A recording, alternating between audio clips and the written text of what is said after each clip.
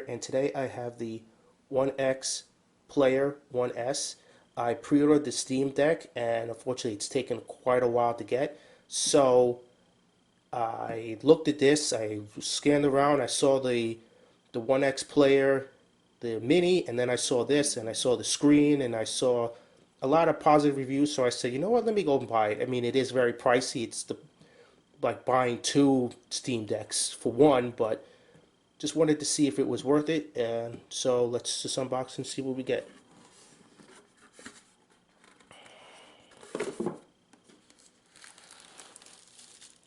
The specs I'm going to put up. Uh, I did test it, did play with it for a while, and it is very, I really do like it. The only one drawback I have is the fan. It has, on the back of it, as you can see, it has a fingerprint reader and a power button. It has the mic and sound button. It has the mute button. It has a USB-C charge and data. It has a USB 3 and it has another USB-C. The only thing I have to recommend, because I heard a lot of people have problems with it, if you do buy it, only use this one for charging. Never plug it into this one. I don't know why they're not dual, but I heard a lot of people who plug it into here, the system just either screws up or it just shuts down completely. So I'd always recommend plugging it into this. And it has a headphone jack. It has two dual fans for intake and outtake. The only one thing I have a problem with is something that I will show very soon. I forgot to mention that it comes with a USB-C type brick that's disconnected, so you could actually connect any other type of USB-C brick to USB-C. That's what it's usually, as I said, it charges. If you, and I'll go over all the button features. It's usually the select button, the start button for most stuff, and if you went into something where you were playing a game or something like that and you just wanted to go back to the desktop screen, you just have to press this button and it brings you right back to it, and it still keeps everything there and organized. The turbo button that's here, I really haven't had that much of a use to use it. I mean, you could use it to get a little bit more of a performance out of it, but I really haven't had that much of a use for it. But it's there just in case. I think it does it from 12 watts to 15 watts, the same thing as the Steam Deck, or maybe a little lower. But here's the button that's really useful. The keyboard button, an automatic keyboard button. So you press that and you get your own little keyboard, your own little on-screen keyboard. But here's an extra added feature. If you hold the button down, as you hear something like connected. So now you actually can turn your left stick into a mouse. It's pretty good. And the B button is the right click. So you can just bring up that little quick shortcut. And the A button will activate as it.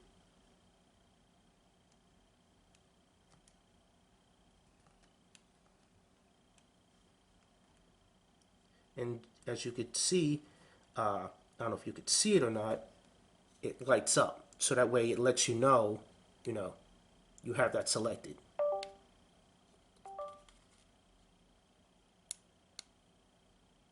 Fortunately, the turbo doesn't really make a noise. It's just to alert you that, yeah, you switched over to keyboard, you switched over to mouse mode instead of just the regular mode. You could actually just, it's actually a touch screen too as well. The triggers are not PS5 feedback, so it's not like if you press the trigger you're going to feel resistance, but for racing games it does work really well. Like a little bit of pressure, you rev up, you get gas, and then when you put it fully down you feel the whole car moving fast and everything. Thing I like about it too is on the back it has a nice, very sturdy kickstand. I've been moving this kickstand up and down, and it's just worked perfectly every single time. Nice for viewing movies. Nice big screen, view movies. The sound quality to it, if you're as close as you are right now to the camera, it's somewhat okay, but a lot of times it just feels like you need like a headphone, you know, to listen to anything good. If you're close up playing the game, it's fine, but as far as like maybe watching a movie or anything like that, it kind of like, it's not quite as good as what I would thought. Just do a little bit of testing on some game modes. Here's Dead or Alive 6.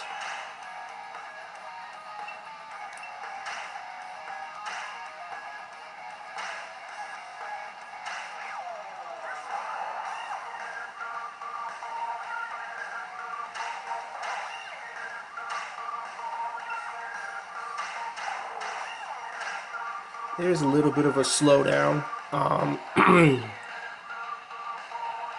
during that whole sequence, but let's see how it plays on just regular settings.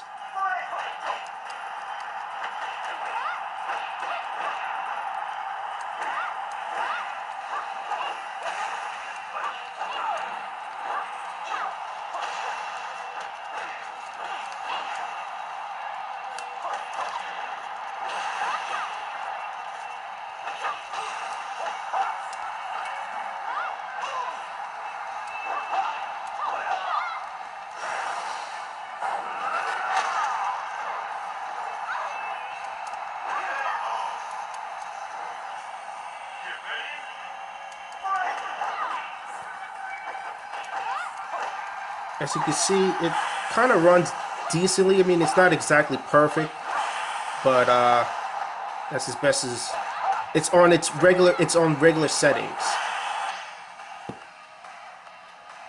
I'm gonna try loading up some of the facial features, you know, the little background stands when you're picking your character, just to see if that improved it anything else with the turbo turned on.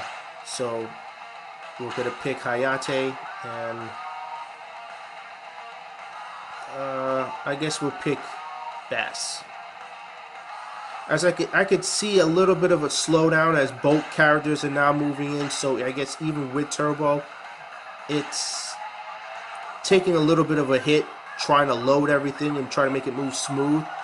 But right now, let's just see it as, you know, it fights. Let's just see if the movement is proper. This won't take long.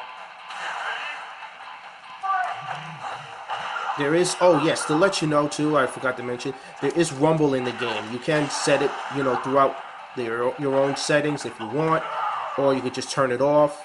That was a little bit of a slowdown there, getting back up.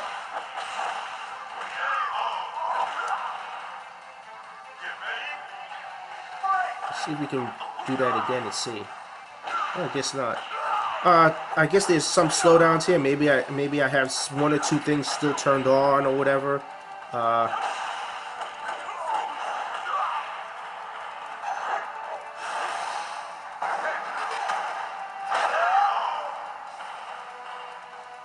But as far as fighting is concerned, in Dead or Alive 6, it seems to run okay. It's just that it has this weird haze fog over it. I don't know, maybe it's one of the settings I have, but I can always go back and undo it.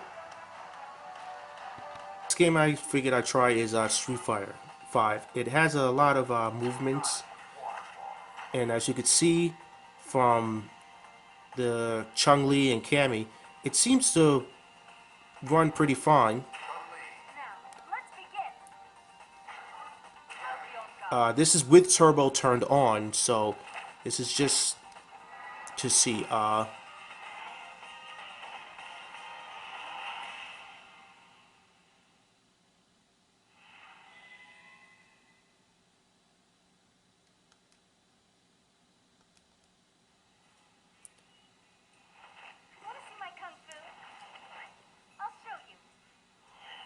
As you see, it seems to load in very fast, very fluently.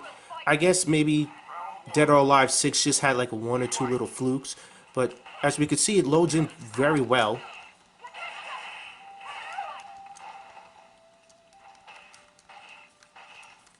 No problems at all here.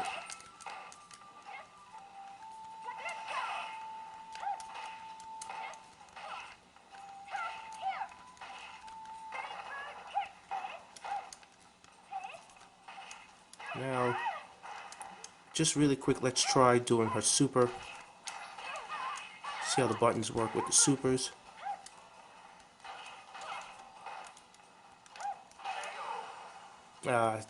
Supers are not working. The D-pad is very fidgety here and there, but it does seem to work. I mean, it is doing her moves. Just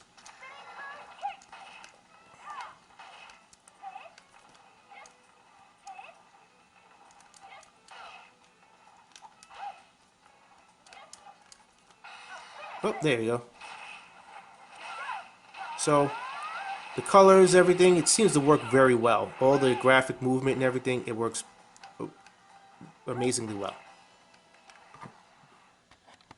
Close out just to show you the pause button, and also to show you again, if you press this button, you'll come back to the main menu, and you can also just hit, or you could just hold it down. Either or, it doesn't really make a difference. It's a touch screen, so you can hold it down. You can actually hold it down, and you'll bring up your menus, and you could just close right out of the. You could also do it through the menu too, but you know. And of course, like I said, the kickstand works very well.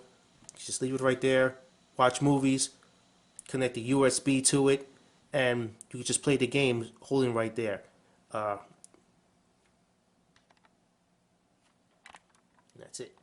Little review. I didn't really go too much into the games that I have because some of the games family members sent to me, and you know, I just bought a couple of others.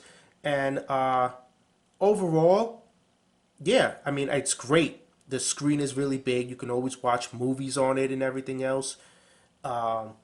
Games work really great. Popping in and out of games, you know, going back to the home menu, the turbo button. I really don't know too much of the features of the turbo button. I've been trying to test it here and there, and I haven't really noticed much. But I think on Steam Deck, a lot of people have noticed some performance here and there, very slightly. But I don't know. Maybe it's just a gimmick or whatever. I'm not really sure. Like I said, I don't really had to test. I only really wanted to test two games, which are the two fighting games with a lot of movement in it.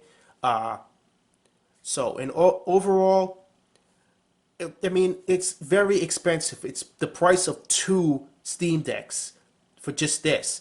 But like I said, you're getting a bigger screen and everything else. Overall, I really do like it. So, thank you. If you guys have any questions, like I said, leave a comment. Let me know, and I'll try and get back to you as quickly as possible. And thank you for watching, and have a great day.